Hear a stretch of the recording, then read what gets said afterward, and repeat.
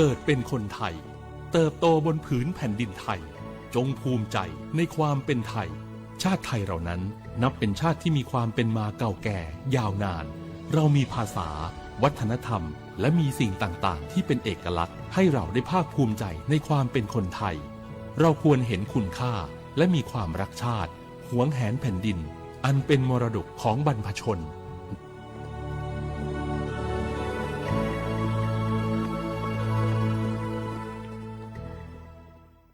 เจขอนี่เร็วๆทางจังหวัดเป็นมีประกาศเตือนคนเฒ่ากับคนที่มีโรคประจำตัวบ่ให้ออกจากบ้านเพราะฝุ่น PM 2.5 เกินเกณฑ์มาตรฐานเกือบ300เลยนะเจ้ไหนพอละคื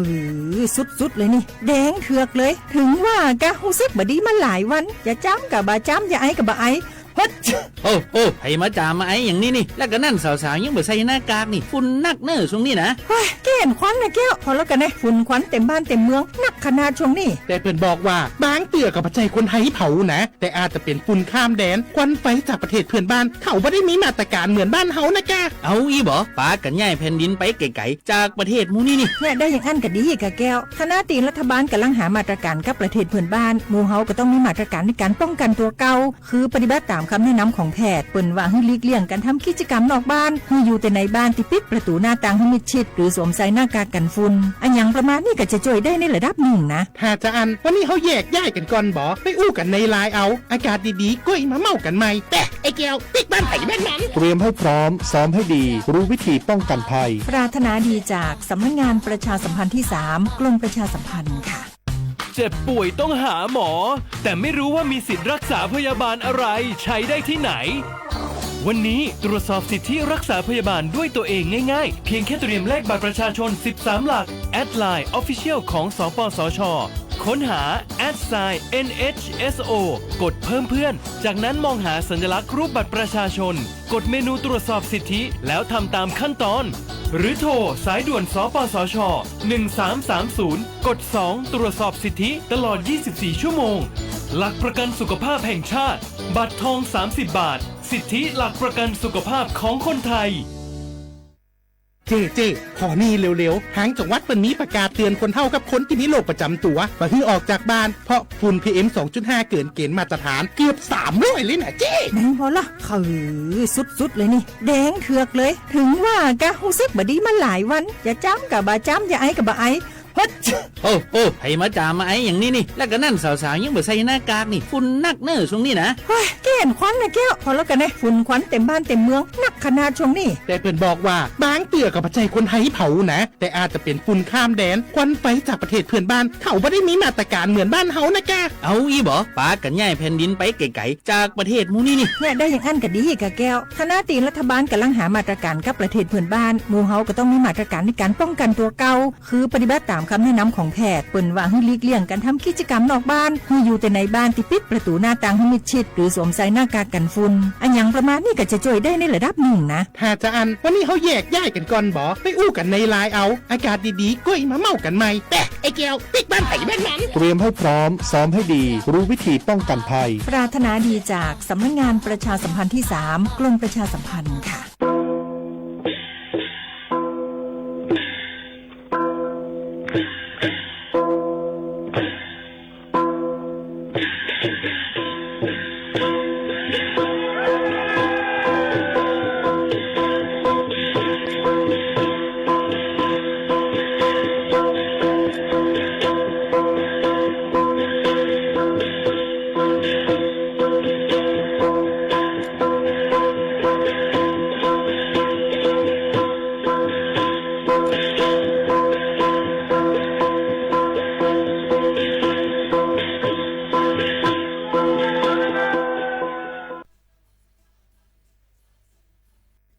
พี่น้องเขาสนใจไข่ปืนเผาผ่านตั้งห้องเปิดเสียงสวทเก้งใหม่ปั่นตั้งหู้ห่มปาดังมีดังซื้อถ่อมแจ้งแล้งหลีกว่าไก่ในปื้นตีเจดอนเก้งใหม่กับสืบมาเลยดี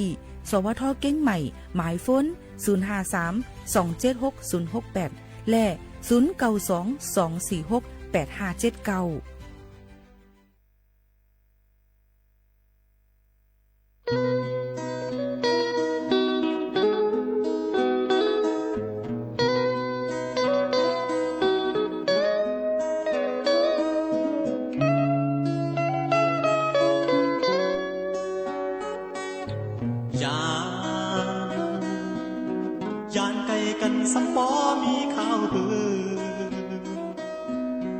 สาวหางลีอ่อนน้องเวงเส้นวี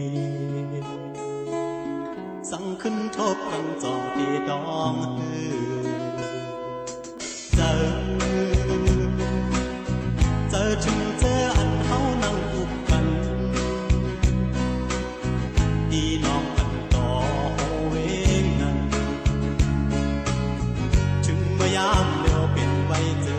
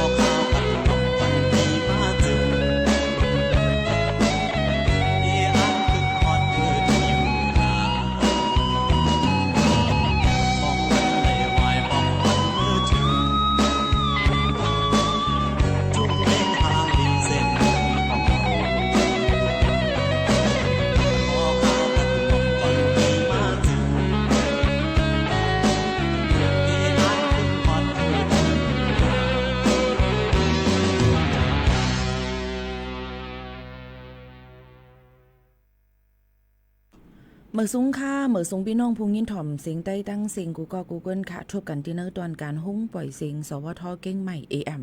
1476 กิโลเฮิรตซ์อยู่จอมขาวหมูขาวโน้นสุภาวันเชื้อสารวินที่เนื้อตอนการปืนปล่อยเสียงข่าวที่ หุ้งปล่อยเสียงหับการคุณจึงใช้ AM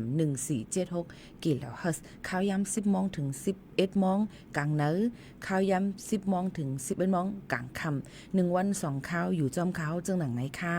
พบทบจอมกันยาวตอนตาในวันเมื่อในก็ถึงมาเนื้อวันปุดที่21เดือนธันวาคม2เฮงปลาย25ปีใต้2เฮง1ปากปลาย19ปีก็จ่า1เฮง3ปากปลาย87คู่ในค่ะเอาเป็นมาเหลือน6ลอง10คำในวันเมื่อในค่ะเนาะพี่น้องเขาค่ะอยู่เป็นอ้อยก็อ้อยเซจอมกันซิในนั้นค่ะอ่อนดังในฮบทบจอมปอมแม่พี่น้องเขาในก็ติคัดเจอเอาข่าวเงาฝากตวนจูถึงปอมแม่พี่น้องเขาให้ปอเลงยินถ่อมจอมกันในนั้นค่ะอ้อข่าวเงาอ่อนตั้งได้เป็นข่าวเงาเกี่ยวก็ไปลองข่าวเงาฝนลมฟิงฟ้าราศีในนั่นค่ะย้อนเปิ้นนั่นแหละโจกาวยำพองตะเหลวนั่นในค่ะฝนติตกน้ำเลนน้ำมังปื้นตีในค่ะออพี่น้องเขาตีตุ้มเตอในวันที่23ถึงวันที่27เหลือนทนหา2เฮงไป25ในนั่นค่ะก็เปิ้นนั่นแหละตั้งปอดห้องจึงไทยยก็อองตีหลายๆตีเตฮบทบยาเพฝนล้มน้ำในนั่นค่ะพี่น้องเขาค่ะอยู่เป็นอ้อยก็อ้อยเซจอมกันตีในนั่นค่ะนะเนาะพี่น้องเขาพบทบจอมกันยาวในก็เฮาพี่น้องเขามีตั้งซื้อเจอในนั่นค่ะกว่ามาไปตีตั้งเลยในก็ให้รถเพ่ขินกันนั่นรู้เลยถ่อมด้วยข่าวเงากันในค่ะเอาพี่น้องเขาป้อมถ่อมด้วยข่าวเงานั่นจึงก็ตีเป็นลองตั้งอันหยาบตอนตาเฮาค่ะกว่ามาไปจึงก็ตีจังมีลองเพหลายรองหลายอันในนั่นค่ะพี่น้องเขาค่ะเนาะเปียดคำอ่ำเจอค่ะเมื่อในค่ะเนาะเมื่อในนี่มันตีเป็นเหลือน6ลอง10คำค่ะเอามือไกลคาลัดกว่าค่ะเนาะเปียดคำตั้งไหลได้ก็อ่ำหูค่ะนะพี่น้องเขาค่ะอย่าไปเฮ็ดได้ค่ะกวังค่ะเนาะพี่น้องเขายันเปิ้นนั่นแหละค่ะก็คัดเจอตอนแต่ที่เอามาลัดปั่นปอแม่พี่น้องเขามันบ่ถูกแม่นยาวในนั้นค่ะเนาะเมื่อในที่เป็นเหลือน6ลอง10คำในคาลัดกว่ายาวพอพี่น้องเขาวนว่ามันถูกแม่นเนี่ยก็อย่าลืมเน็กปั่นเก่ายิ่งหมู่ค่ะนู้นอีกนึงค่ะเนาะเอาค่ะก็เปิ้นนั่นแหละอย่าเตรียมเรียนค่ะเนาะที่เฮ็ดให้ค่ะกวังบ่อ่านข้อความพี่น้องเขาตักมาพี่น้องเขาซ้ำติว่าสนเจอจังหนังในเที่ยงมันที่เฮ็ดให้ซุ่มข่าวยามกว่าหลายๆจังไหนคะก็เปิ้นนั้นพี่น้องเขาฟังกันไว้จอมค่ะเนาะพี่น้องเขาค่ะอยู่ในคักตัวที่ข่าวเงาฝนร่วมๆกันอยู่ก็เปิ้นนั้นบางพื้นที่ที่มีฝนตกอยู่จอมปังหลายนั่นในก็ที่เฮ็ดให้น้ำทมน้ำปังหลายขึ้นสูงขึ้นมาก็เปิ้นนั้นพี่น้องเขารู้เลยไว้ฟังกันเจ้าให้เจ้าสวนเจ้าหน้าเขานั่นในนั้นก็รู้เลยรู้รวมตัวถึงตึกเขาหน้าสวนหมักเขาเต้าน้ำเฮาค่ะนั่นคือบ่ได้ฮบทบเพน้ำน้ำทมน้ำนองแหละที่จังเห็นบักไม้เฮาค่ะเนาไหลก็เปิ้นนั้นพี่น้องเขาก็หลูเลยฟังกันไว้จอมนั่นค่ะเนาะเอามาฝากไว้ปั่นปอแม่พี่น้องเขาในนั้นค่ะมันเข้ามาในข้าวฝนยาวค่ะเนาะจังให้หามมันไหลว่าฝนตกมาไหลฝนหึดแลถาดเลยในจังว่าก็เปื้อว่าข้าวไหลข้าวนั่นมักบอกนึงวันมีเป็นหลายข้าวใหม่ก็มีข้าวกัดก็มีข้าวฝนก็มีเจิมจึงหนังไหนยาวค่ะย้อนบ่ว่าคนมนุษย์เฮาค่ะเฮ็ดให้สภาวะสิ่งตื่นเป็นหิมหอมเฮาค่ะมาแต่พันต้นไม่ล้นเลยมาแต่เฮ็ดลองตั้งลองเป็ดกูอย่ายุกยักหวยหังให้ได้อองตีน้ำตีไรกว่ามานั้นมันตันเจียมเจิงหนังไหนค่ะเนาะได้ก็ออกมาฝากตวนทุกถึงพี่น้องเขาเจิงหนังไหนค่ะเนาะน้องเขาฝนล้มๆเจิงหนังไหนค่ะพี่น้องเขาข่าวเงาเที่ยงนึงอันเนี่ยค่ะก็ติเลยหันว่า Rockstar เมืองไทยเนี่ยค่ะเนาะอันห้องเพลงความอันพี่น้องเขาที่ฮู้จักมักจือกันเสกโลโซเนี่ยค่ะพี่น้องเขาก็เสกโลโซนั่นเนี่ยค่ะพี่น้องเขาค่ะก็บนนั้นแหละเมื่อว่าในข่าวเงาก็ออกขึ้นมาเนี่ยก็ผายลุ่มเตียบตัตราเขานั่นเนี่ยก็บอกเตียบตัดปันด้วยว่าเสกโลโซอันเป็นผู้ห้องความจือเสียงใหญ่ลือหลังตั้งเมืองจึงไทยในเนี่ยค่ะเนาะก็ได้ตกขอก2ปี12เดือนและ20วันเนี่ยค่ะอันดีต่อสู้เนี่ยค่ะเนาะลองตั้งต่อสู้จำก้นอันเหตุการณ์แล้วก็กินยาเมากำเนี่ยค่ะแล้วก็มีลองยื้อกองขึ้นเหนือฟ้าเลยมีลองตั้งไรไหวคว้างเจิมเจิงหนังไหนกูสำแสนเปิงนั่นค่ะนอมือปี2เฮง5ปากไป60ป่นมามือ8ปีปุ่นในนั่นค่ะพี่น้องเขาค่ะก็เปิ้นนั่นแหละเปิ้นก็มือวันที่20ในค่ะเนาะเปิ้นก็ออกไม้ลุมเตียบตัตลาเนี่ยค่ะเสกโลโซสุขพี่ไม้นั่นค่ะเนาะไม้เพิ่นลีกอันดีเลยเฮ็ดตั้งผิดกว่านั่นเสในนั่นค่ะก็เปิ้นนั่นแหละลองตั้งชื่อในนั่นเนี่ยก็ติเลยญาติตุดตามในค่ะเนาะต่อสู้กันมาปียาวข้าวหึงในค่ะเนาะก็ติมีอยู่2ปี12เดือนปลาย20วันก็ติเลยว่าเป็น3ปีค่ะอยู่ในเนาะนั่นก็2ปี12เดือน20วันว่าจังหนังไหนค่ะก็เพราะนั้น ก็เอามาฝากไว้ปันพี่น้องเขาให้เลยครับพูดกันว่าคนเฮาค่ะในเฮ็ดอีสังก็อย่าหลแล้วไว้ฟังกันนั่นค่ะอย่าไปลาลีเฮ็ดฮอดลงกว่านี่นั่นค่ะเนาะอำว่าเฮาค่ะได้เป็นคนชื่อเสียงใหญ่ซึ่งหือก็ยาวอำว่าเฮาค่ะได้จะมีคนมีชื่อมีเสียงเสียดาคนเฮาก็มีชื่อเสียงค่ะเปิ้นนั้นต่างไว้ปันค่ะบ่ได้อับลื่นมาเปิ้นนั้นต่างชื่อนั้นชื่อไหนหลงใจคุยกาที่เฮ็ดอยู่ซึ่งหืออยู่นั่นคือบ่ได้เป็นปื้นอันลีดอนตาเฮาค่ะในอันนี้ก็เอามาฝากฟังไว้ปันพ่อแม่พี่ๆน้องๆเฮาเขาจึงหนังไหนค่ะข่าวเงาเที่ยงหนึ่งอันเนี่ยค่ะเพราะว่าพี่น้องเขาอยู่ตั้งเจดอนเก้งใหม่เปิ้นได้ปูอย่างเอสพาลเนี่ยค่ะตั้งเส้นตั้งตาแปเจดอนเก้งใหม่ที่เอาโขนวรัตน์เนี่ยค่ะโดยพอถึงขวงพักตูตาแปที่วันเหมือนในวันที่21เดือนธันวาคมในใจข้าวยาม6วันเนี่ยค่ะที่เอาข้าวยาม9:00 นต่อถึง2:00 นกูวันเนี่ยค่ะก็เปิ้นนั้นพี่น้องเขาที่ออกข้าวตั้งกว่าจอมเส้นตาตามเส้นตาขวงพักตูตาแปเส้นตั้งสะพานนวรัตน์เจิมจะในก็โหลเลยไว้ฟังแล้วก็เอาข้าวยามผือไว้อิดออดเนี่ยค่ะเกี่ยวกับเรื่องจอมเซนตาใส่ดังอันเตกว่าในค่ะเนาะพี่น้องเฮาเขาค่ะอันนี้ก็ออกมาฝากไว้ปันพี่น้องเฮาเขานะคะเมื่อไกลลัดกว่าเขาเงาฟิงฟ้าละสี่ติดตกลงมาเฮาเฮียงหมังปืนตีและหลายๆตีติดตกนำในค่ะเนาะฝากฟังไว้ปันอีกในก็ซัมมีปาดังเกี่ยวกับเลยลองผู้ของความจือเสียงใหญ่สิกโลโซสุพี่ไม้เขาเนี่ยค่ะเกี่ยวกับไปลองเฮ็ดผิดมา8 ปีนั่นเนี่ยค่ะลองลุ่มเตียบตัดตลาดมันก็เตียบตัดปันว่าแต่เลยตุกคอกนั่นค่ะเนาะเลยลองตั้งเฮ็ดผิดปักเปิงหมายมีมาได้เล่นยามาได้เฮ็ดให้คนตีห้องกันแล้วก็มีกองไว้เลยมีไว้ขว้างซึ่งหนังในค่ะเนาะแล้วก็ยื้อกองขึ้นเหนือฟ้ากว่าเลยลองตั้งเฮ็ดให้คนตกใจตื่นพันจำซึ่งหนังในค่ะเนาะก็เพราะนั้นแหละคนเฮาในเนี่ยค่ะเพราะเฮ็ดอีสังกะยาวตีเลยญะตีเลยหับญะจมหนังอันเฮ็ดนั่นเลยว่าใครเฮ็ดอีสังก็เตไลอันนั้นจังไหนค่ะพี่น้องเขาย้อนปนนั้นเฮ็ดลีก็ดึงเตไลลีเฮ็ดอ่ำลีในก็มังก็ในก็ตาเหลียวในเนี่ยค่ะเตใกล้ๆหันว่าอะโลเว้ยหัวโผเอาเงินกันเลยมาไม่เอาเงินกันเลยมาต่างเนี้ยก็มาหลุดก้าวอ่ะก็มาเคลื่อนเย่ว่ะก็มากักซ้อหลุดคึงอ่ะกักซ้อหลุดลงว่ะเงินว่ะเป็นปึกเป็นแหนบค่ะเนาะก็เปิ้นนั่นแหละเปิ้นจอมตัวหาอยู่ค่ะเปิ้นปล่อยไว้ก่อนค่ะนะเปิ้นเอาตาเหลียวเปิ้นตึกจอมซอกจอมหาอยู่เปิ้นตึ้งติเอาถอนหักถอนโคนมันคณะย้อนเปิ้นนั่นแหละพี่น้องเขาฟังกันไว้จอมตอนน่ะพี่น้องใต้เฮานึงแค่หนาในค่ะเนาะป้อมยามมีมาเนี่ยอะโลมีน่ะมันก็ว่าเฮาใส่ที่ถือละเพราะเฮากะแกออกกลางเปิ้นในเปิ้นตุ้ยไข่ตุ้ยค่ะเปิ้นเลยมาเล่งเขาค่ะเนาะพี่น้องเขาย้อนเปิ้นนั่นแหละพี่น้องเขามออยู่มอกินในลีเย่าเนี่ยค่ะอย่าไปสำแม่นเกี้ยแหน่นเพียวเนี่ยค่ะเนาะเย่าก็สังเจอว่าเป็นคนนุงตั้งไว้มันก็อะโลคนนุงตั้งไว้อันเปิ้นเสอนั่นเนี่ยค่ะแบรนด์อันมีแต่สิกาคันใหญ่จำเช่นนั้นค่ะเนาะกาไข่ใส่ค่ะมันอยู่ที่ไม่แขวนซื้อมันค่ะว่ากาตัวเขาคาใส่พังนี่กาไข่ใส่อันเตมันก็เหมือนอันปลอมค่ะเนาะมันก็กาไข่ใส่อันปลอมก็เหมือนอันเตมันก็อย่าไปใส่อันปลอมค่ะมันดีอายเปิ้นในค่ะเนาะมันก็ใส่เสื้อคู่อันปลอมทงป้าอันปลอมจำเช่นหนังไหนค่ะบ่กว่าต่างจึงเมืองในเตญะตัวตามค่ะเนาะเสียงมันเตมดตื้อๆตัดๆเป็นด้วยนะเฮาค่ะหมดก็เปิ้นนั่นแหละที่เฮ็ดสังเลยหรูเข้าเกออกกลางจอมเปิ้นหรือเรียกปึดตาหันเลี้ยงหนังหือเฮาคาบ่ได้เลยหนังหือเฮาคาบ่ได้เลยอยู่เมืองเปิ้นเลยง่ายลงเจอเจิมหนังในคณะก็เปิ้นนั่นแหละมออยู่มอกินกันคณะฟังอยู่ฟังกินกันยอก็ตอนแต่พี่น้องเฮียงการยันเมืองยามพองตะเหลียวเจ้าหน้าที่กูฝ่ายโฮมมือกันสิออกสอกหาตียอบเลยลองตั้งเฮ็ดผิดปักเปิงหมายมีลองเฮ็ดการถูกแม่นอองตีมังตั้งมันลองวัดไว้มีเจิมจะได้ฟังกันไว้จอมในนั้นค่ะอันในฝากฟังไว้ปันยอคณะพี่น้องเขาค่ะฟังว่ากูวันค่ะฟังกูวันเนาะค่ะนะก็เปิ้นนั้นพี่น้องเขาก็รู้เลยคัดเจอหมออยู่หมอกินกว่านี่ค่ะเย่าก็ตั้งลงพื้นที่กัดนัดยันที่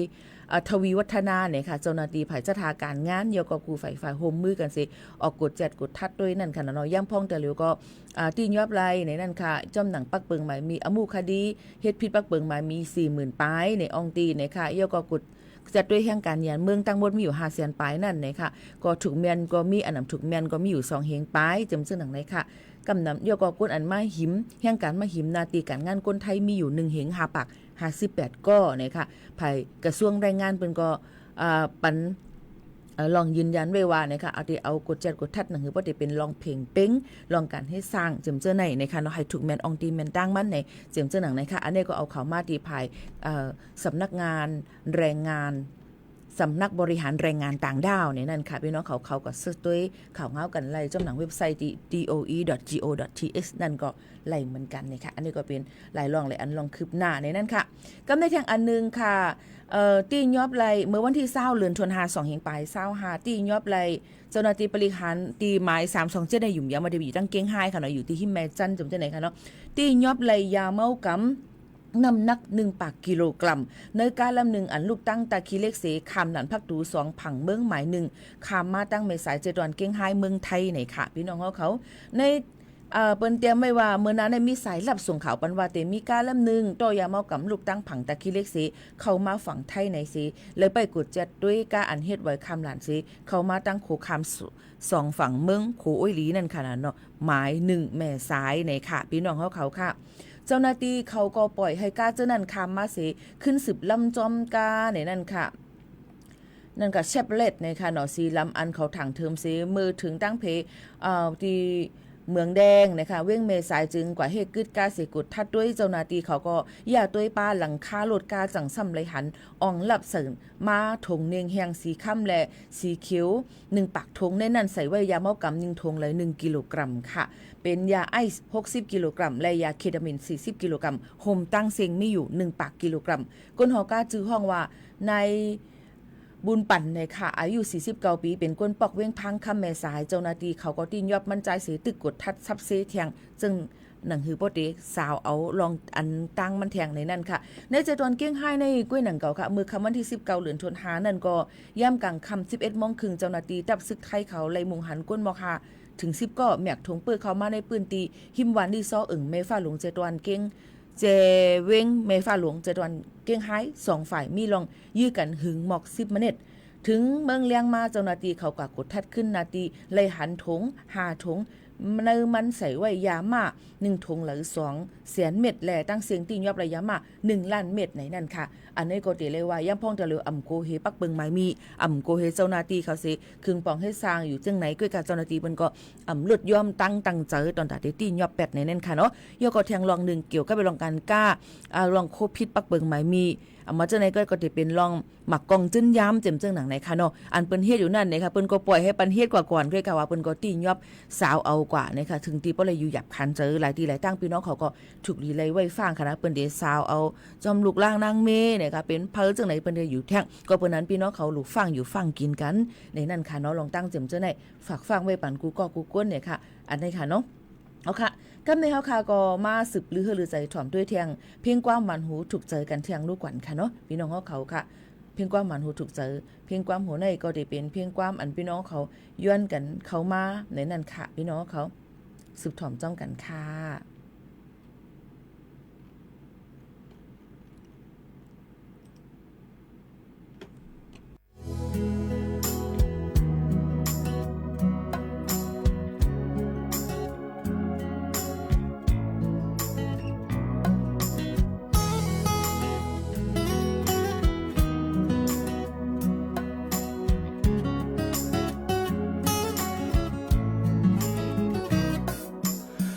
เงินเซ็งไป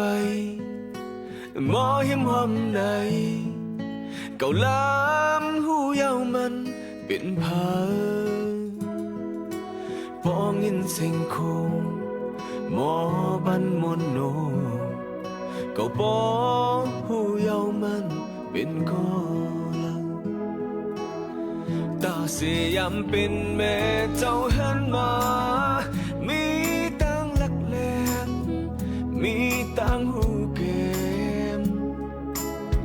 ตาเสียยามนี้ก็สั่งสอนมาสบความหมอทองคำห่างเหวหอ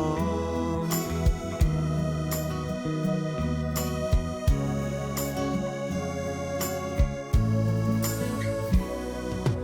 ปอเงินเสียวันหมอมาตักขานเก่าล้ำหูเยามันเป็นผาปอยินเศร้าหอมลมท้องมาสองเก่าปอหูเยามันเป็นกอลัง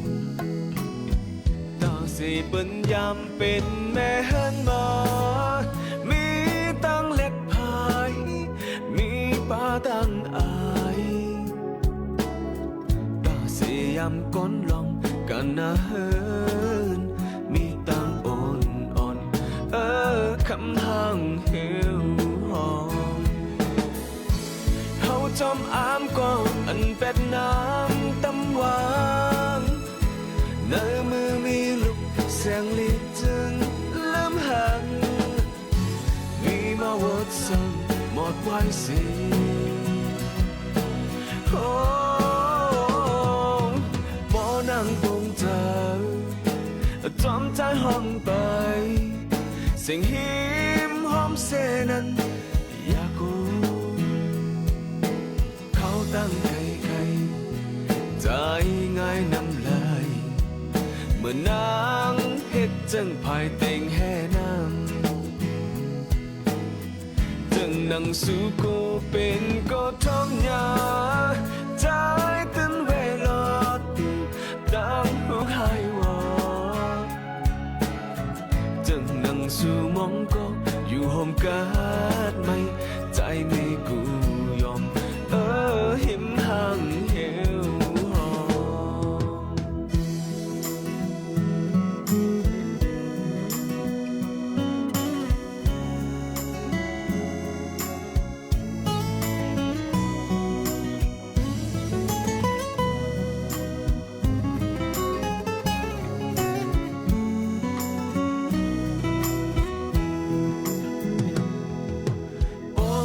สิ่งไปมอหิมหอมใน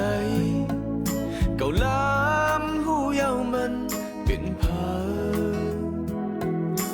บ่มินสิ่งคู่มอบันมนโนเก่าบ่หูเยามันเป็นก็ลาตาเสียยำเป็นแม่เจ้าหันมามีตั้งหลักแหลมมีตั้งหูเกมตาเสียมมีก็สั่งสอนมาสบกวางหมอทองคำห่างเหวหอมตาเสียเป็นยำเป็นแม่หันมามีตั้งเล็ดพายมีป้าตั้งอายตาเสียมก้อนลองกันนะเฮินมีต่างอ่อนคำห่างเหวหอมจังนั่งสู่กูเป็นก็ทอมยาใจตื่นเวลาต่างหูหายวอด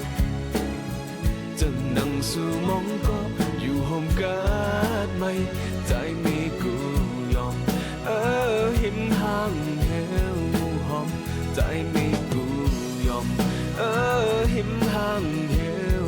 หอมใจไม่กูยอม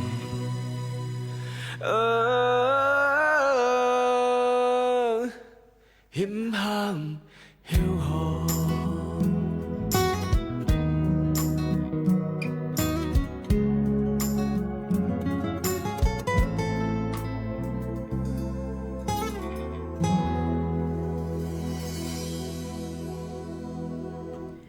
ค่ะพี่น้องเขาค่ะหนึ่งเพียงความย้อนกันเข้ามาค่ะคำพักหิ้วหอมค่ะหนึ่งเพียงความฝากตอนจุดถึงพี่น้องเขาให้ไรยินถ่อมจ้อมกันในตอนการเฮาค่ะจ้อมกันดีในค่ะไรล่วงไรอันคัดจะเอามาฝากปันพ่อแม่ปีน้องเขาให้ไรยินถ่อมจ้อมกันในตอนการเฮาค่ะกำนำก็ได้เป็นข่าวเงาอันที่เฮาค่ะหาคือตั้นเอามาฝากปันพี่น้องเขาให้เลยฮับผู้ลองข่าวเงาเลยลองตรงนึงหลายลองหลายอันเอามาฝากปันพี่น้องเฮาเขาโจหนังอันปองเป็นไรในนั่นค่ะพ่อแม่ปีน้องเขาค่ะในวันเมื่อใน21เดือนเมษนั่นกูปีเนี่ยค่ะตอนดักเจอคือไต้เฮาค่ะนั่นก็ดีมักมันไว้ว้าเนี่ยค่ะที่เป็นวันลุกพื้นแก่นแคเอาขึ้นเมืองเนี่ยค่ะจึงไต้ขอบขบปีในก็67ปีเย้าในนั่นค่ะเนาะยันเบอร์นั้นแหละเมื่อในนั่นเนี่ยก็ได้เป็นวันลุกพื้นแก่นแคเอาขึ้นเมืองจึงไต้ในนั่นค่ะก็เอามาฝากบันเหมือนหนังตั้งอองตีหลายๆอองตีเบิ่งก็ดีจัดเฮ็ดคุกคนวนขอบจะถึงก้นอันหลุนเนื้อหรือเนื้อเลือดสายใจสักสายใจกว่าปันเนี่ยค่ะเกี่ยวกับไปลองการต่อสู้มาเต็มเจ้าหนังในก็มีมาเนี่ยค่ะพี่น้องเขาค่ะก็เอามาฝากปันให้เลยยินถ่อมจ้อมกันให้เลยค่ะผู้ว่าเมื่อได้เป็นวันลุกพื้นแกดเคเอาขึ้นเมืองขอบขบ67ปีในนั่นค่ะพี่น้องเขาก็เอามาฝากไว้ปันปอไม่พี่น้องเขาให้เลยฮู้จ้อมกันทางเจ้าหนังในค่ะ เยอะก็เนี่ยค่ะต้มหนังเงาไล่ฟิงฟ้าราศีในดังเมืองใต้นั่นเนี่ยก็หลายๆองค์ที่ตีมเป็นข้าวฝนก็รู้เลยฟังกันไว้น้ำทมน้ำนองเจิมเจ้าไหนค่ะเนาะฝากไว้ปั่นกูก็กูก้นค่ะดอนดาเพียงความอันย้อนกันเข้ามาตั้งนำตั้งหลายมังเพียงความนั่นหาอำไปตั้นคืดอำไปตั้นหันก็ย้อนน้อมใหญ่นำค่ะเนาะดีคัดเจอค่ะเนาะหาให้พี่น้องเขาเลยยินถ่อมอยู่นั่นขนาดไหนอ๋อค่ะพี่น้องเขาค่ะก็ลองตั้งเสนอก็คัดเจออยู่เหมือนกันในค่ะหนังหือบ่ได้คือตั้นเจอพ่อแม่ปีๆน้องๆเขาให้เลยยินถ่อมจำกันนั่นในค่ะเนาะเที่ยงรองนึงนั่นในข้าวย้ำพองแต่เหลือเขามาในข้าวฝนค่ะพี่น้องเขาหลู่เลยหลู่รวมด้วยถึงปลายอยู่หลีพ่อแม่ปีๆน้องๆเขาตั้งเป็นข้าวฝนในก็ได้เป็นตั้งเป็นไข้เลือดออกอันลูกดีลุงยุงมาตั้งเป็นตาเจ็บตาแหลงเจ็มเจ้าไหนค่ะลองตั้งไว้ห่างห้ามฟิงฟ้าจันลมอ่ำปอลี5จังหนังในค่ะยก็ดีเป็นตั้งเป็นต้องกว่าต้องเฮต้องปุบต้องป้องต้องอิวต้องหน่วงเจ็มเจ้าไหนลองตั้งกินอ่ำมดใส่เส้นเซอร์ในค่ะยก็ดีเป็นลองตั้งเป็นคอเจ็บ5ต่อมทอมซิมมันเจ็บมันไกล5เจ็มเจ้าหนังในก็ดีจ้างเป็นไรแทงในนั่นค่ะยก็ดีมีแทงตั้งเป็นลูกอ่อนเนี่ยค่ะมือดินซบเนี่ยค่ะเนาะมือเท้าปากในนั้นค่ะคมๆใกล้ๆเป็นตุ่มเจมเจ้าในก็หลู่เลยฟังเดี๋ยวก็มีลองมดใส่แซนเซอร์ในนั้นค่ะมาฝากฟังไว้ปั่นพี่น้องเขากูก็กูก้นหนังหือปอดีอยู่ลีกินหวานก้างหยันเพียเขียนกันนั่นว่าจึงหนังไหนค่ะพี่น้องเขาค่ะในวันเมื่อในนั่นเนี่ยค่ะได้เป็นวันอีสังเทียงหลาหรือเสนั่นเย้าในนั่นค่ะพี่น้องเขาค่ะเมื่อในก็ได้เป็นวันอันเปิ้นเฮกังเนี่ยค่ะเกี่ยวกับรองวันหลุดย่อมหลุดเล่นยาลุมฟ้าทนปี2-5ปากปลาย68ในนั้นค่ะเนาะว่าเป็นเล่นยาไฟฟ้าชิกเลตว่าพอดว่าจิมเจิ้นในค่ะเนาะเปิ้นก็เฮกังบ่หันก็เตจี้ยอบจิมเจิ้งหนังไหนค่ะเนาะพี่น้องเขาก็ถูกลีไลเอาฟังกันไว้ในนั้นค่ะก็มันมีถัดสารนิโคตินและยาเมากำเนี่ยค่ะกินเหย้าก็ได้พันเหย้าก็ได้จ้างถึงอาสักสายใจไลในนั้นค่ะเกี่ยวกับไปลองเล่นยาไฟฟ้าเปิ้นก็ให้ห้ามกันไว้ในนั้นค่ะพี่น้องเขาค่ะเนาะนี่ก็เป็นทางหนึ่งอันที่เขาค่ะฝากฟังไว้ปันปอแม่ปีๆน้องๆเขาแทงเลยนะคะมีข่าวเขาซึ่งคือก็คัดเจอเอามาฝากปันพี่น้องเขานั่นขนาดเนาะเยอะก็ยังพ้องแต่เร็วจอมพ้องลงตั้งเมืองจึงไทยเป็นก็สั่งการเฮอกด7กดทัดเยอะก็ผิวมวยให้เฮาเฮียงเกี่ยวกับไปลองแก้งคอเซ็นเตอร์ในนั่นค่ะเย่าว่าเสียปอกนั่นเสียย่ำพ้องแต่เร็วก็เป็นก็ตีนยอบไล่ก้นอันเป็นผู้ห้องกันผู้จัดการผู้นั่งเยงเงินอันหนึ่งตั้งชนบุรีในนั้นค่ะย้อนเบอร์ว่าเอาไล่จื้อก้นอันกับฝากเงินอันกับปันจุ้มอันเหตุการณ์หยอกเหรียญแจ้แผ่นหนึ่งออนไลน์เสียให้โทรมาหยอกเหรียญเอาเงินเป็นเต็มเจ้าหนังนะคะลงตั้งกูอันเป็นมิดีกว่าดีมากมันเสียเจ้าหน้าที่เป็นก็อยู่เมาหมางค่ะอ่อนกันกด7กดทัดและเพียวมวย8ลองอันพิษปักเบิงหมายมีหลายอันอยู่ในนั่นค่ะก็มาฝากปันพี่น้องเขาค่ะเนาะเยอะก็กูอองตีฟังกันไว้น้ำทมน้ำน้ำนองค่ะสุกาวงหวังในค่ะเนาะฝากฟังไว้ปันหลายลองหลายอันเยอะค่ะหรือใส่ถมได้เพียงความ3 มือ 2ค่ะ